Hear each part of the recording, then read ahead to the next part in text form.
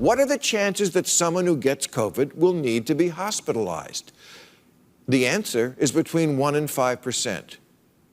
41% of Democrats thought it was over 50%.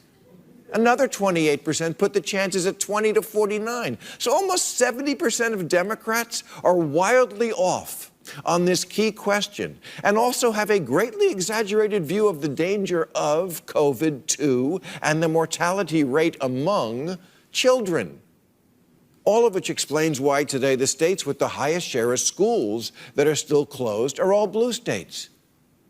So if the right-wing media bubble has to own things like climate change denial, shouldn't liberal media have to answer for, how did your audience wind up believing such a bunch of crap about COVID?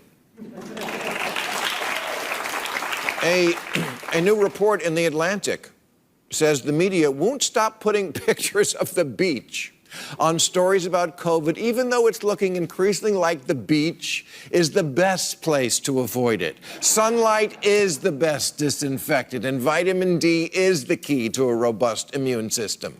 Texas lifted its COVID restrictions recently, and their infection rates went down, in part because of people getting outside to let the sun and wind do their thing. But to many liberals, that can't be right, because Texas and beach-loving Florida have Republican governors. But life is complicated.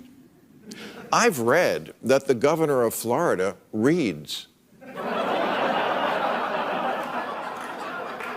But apparently the governor is also a voracious consumer of the scientific literature. And maybe that's why he protected his most vulnerable population, the elderly, way better than did the governor of New York.